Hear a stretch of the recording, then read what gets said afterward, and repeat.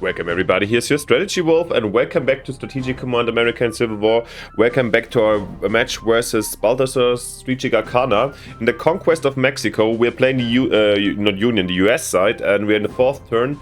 Last turn the first shots have been fired at Laredo, which we left unoccupied, so let's see if the enemy crosses the Rio Grande with full strength and take this let's say not unimportant harbor. However, we decided to rather face him on the other side and cross the river ourselves. We have reinforcements incoming, so I'm really excited to see how the enemy reacted. Then so far we kind of followed rather a maneuver warfare with little shots fired. Let's see where we will beat the first time for real. Yeah, to see this, let's watch the replay together. Okay, the enemy takes Laredo as kind of anticipated or expected, which is not nice, of course, but especially taking the port. But like I said, I didn't really trust the forces over there and rather keep our troops together. And before we get into the gameplay, let's read another entry of Prescott's The Conquest of Mexico's diary. Page 26.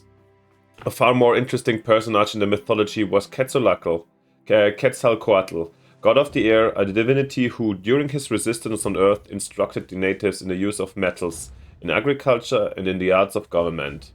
He was one of those benefactors of their species, doubtless, who have been deified by the gratitude of posterity. Under him, the earth teemed with fruits and flowers, without the pains of culture. An ear of Indian corn was much as a single man could carry. The cotton, as it grew, took of its own accord the rich dyes of human art. The air was filled with intoxicating perfumes and the sweet melody of birds. In short, there was the Halicon days which find a place in the mythic systems of so many nations in the old world. It was the golden age of Anuak. From some cause not explained, Quetzalcoatl incurred the wrath of some of principal gods and was compelled to abandon the country. On his way he stopped at the city of Colua, where a temple was dedicated to this worship, the massy ruins of which still form one of the most interesting relics of antiquity in Mexico. When he reached the shores of the Mexican Gulf, he took leaves of his flowers, promising that he and his descendants would revisit him hereafter, and then entering his wizard skill made of serpent skin, embarked on the great ocean for the fabled land of Tlapalan. He was said to have been tall in stature, with a white skin, long dark hair, and a flowing beard. The Mexicans looked confidently to the return of the benevolent deity, and the remarkable tradition, deeply cherished in their hearts, prepared the way, as we shall see hereafter, for the future success of the Spaniards. So much about this. Back to the current situation, or to modernity, and let's have a look at the map, where we see the enemy took Laredo and kind of left these villages undefended, interestingly. Alright, we also got like these three dudes over here. Shall not be forgotten because we definitely want to transport them immediately here to Fort Isabel. That's interesting, the enemy really moved north here. Is everything in Laredo, since street situation is pretty bad, and definitely down here Camargo and Mier are undefended. I don't know how Guerrero's gonna look like. Probably gonna scout a bit. We also got the Texas Rangers over here to yeah, defend definitely, I would say probably at the moment rather Goliath. Okay, and also what happened newly was over here, our new troops here in under General Kearney that arrived at Ben's Fort. So I think we're gonna start over here actually, since it's that we should not hesitate, and we definitely want to take Santa Fe as soon as possible. This is the main goal over here. So let's see. Of course, we can start off with the CAF. And I feel like there's only one way to go, so... Spanish peaks, okay. And I think in this case we can force march the others to the front. Yes. And Kearns himself moves up. This was a pretty, simple one. I will proceed just simply as far as I can towards Santa Fe as soon as possible. I also got this regiment, right, that has arrived this turn, yeah. At this point I thought we might deploy it somewhere here. We can connect via these fields over here. It might be reasonable, I'm not sure. I really can't tell where we need the troops, how this works since once again I'm playing this blind, so I don't know how quickly we need reinforcements or if we have to secure something over here. Let's see. Wait for the end of the turn. All right. Let's get over here. That clash of dragoons of Laredo looks at like my thumbnail. Oh yeah. Yeah, I'm recording, well, of course, way before we release this, but I've seen the thumbnail already, so yeah, compare it, it makes kind of sense. Just read that. Alright, and yeah, let's see. Action point 7.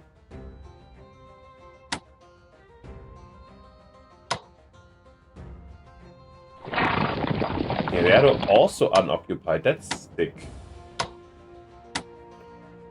I hope we're not marching into a trap or anything.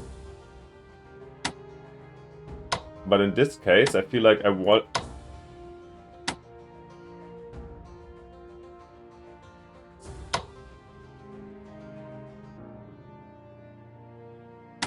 Okay, let's move the Texans down first to Goliath. Goliath, I guess.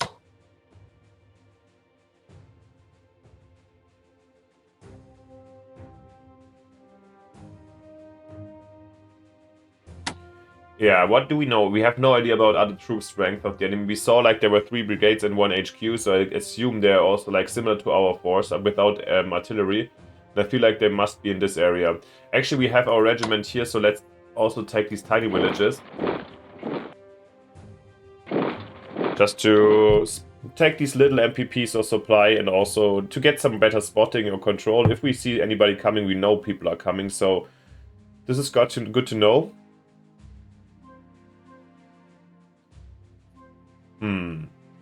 I think we get like 3 brigades on top, so we can definitely secure here the back a little bit and have reinforcements soon. And the enemy is also not going to be able to attack on the fly our troops and smash them, so I don't see the trap that super hard. So I'll push definitely up here to Meyer.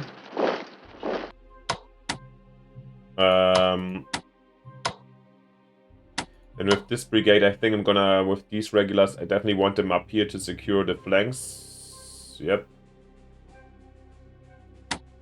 And these guys, you go to Camargo. Artillery to the front. And these boys...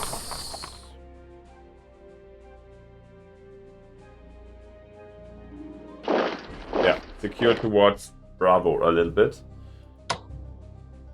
While the Cav, I think we're gonna ride them up here so they protect a little bit the street, maybe for San Patricio and Corpus Christi. I mean, I don't want to run too close to the enemy's infantry so they could potentially destroy our Cav. That would be terrible. So maybe this is a good spot.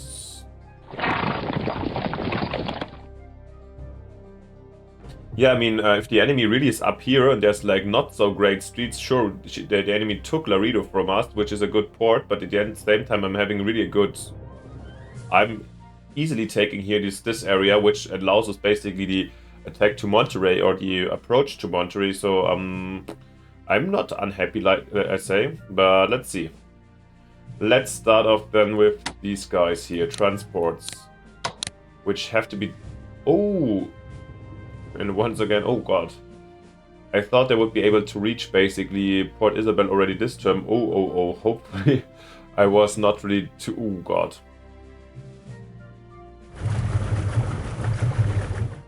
Let's transport them alongside the coastline. I sincerely hope, guys, that the enemy doesn't have any Cav down here or something that just rushes in Port Isabel. That would be absolutely terrible. I did not anticipate that the transport here takes at least 2 turns. But this is what happens when you, let's say, when you play blind, I assume. So, yeah. Reinforcements incoming, but soon. Yeah, I think the enemy also is not going to... The scenario starts slow with the mobilization, so I doubt that there's a massive force down here that can flank us. And yeah, if so, then it was a tough gamble. Looking at those guys, I don't want to forget we have a radar over here in the California that can attack this UK-Mexico convoy route. Okay, so much about this. We've got a gunboat, 2 brigades, and a regiment. So the gunboat can be set up. Oh, okay, only here anyways in Gavelstner. The 2 brigades, I guess will be necessary down here. If we want to reinforce.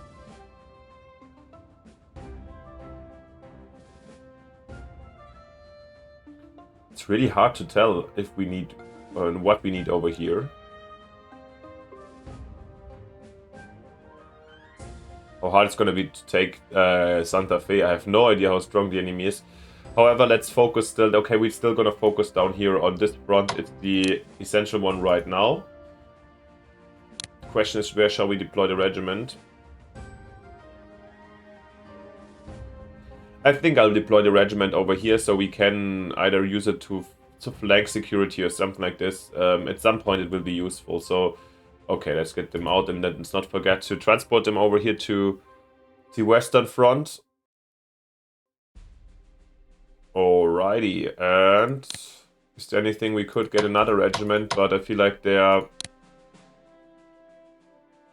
I'd rather get more substantial forces in, so probably I'm gonna save this turn. Save up these the cost and I'd rather get something more substantial next turn. Yep. And it seems like it's still no bigger battle. We still keep just this little skirmish at Laredo, and then we have to see how this goes. Yeah, I mean the enemy can turn any time. But now with the artillery in defensive fire mode and HQ here, I feel like this force is at least something to reckon, and then next turn at least we get the reinforcements, so... I'm not unhappy with not facing the enemy right now. So let's see how this turns out. Alright guys, that's it. For this turn I think there's nothing else to do for me, so thank you very much for watching. Let me know down in the comments what you would like to do, what you would like to see, and what you think, of course. Because we're not gonna end, and we'll not forget, we're gonna end the turn together, no worries. But before, it would be fantastic if you also leave me a like and subscription if you haven't yet, and of course also strategics, Balthazor Strategic Arcana, who's doing a great job in portraying so many strategic command matches. So if you haven't seen his channel, of course, check out the video description, go to him, also check out his videos so you can see the opposite side, what he's been thinking of his maneuvers here at the Rio Grande. So interesting. And yeah, thank you so much for watching, and I hope you're gonna be here the next time. But before we get there, let's finish off together quickly and see if there's any more events. Yucatan government opens trade with the US, okay. Getting some extra MPP, and that's it. So, I guess then it's see you next time in the next episode. Bye, your Strategy Wolf.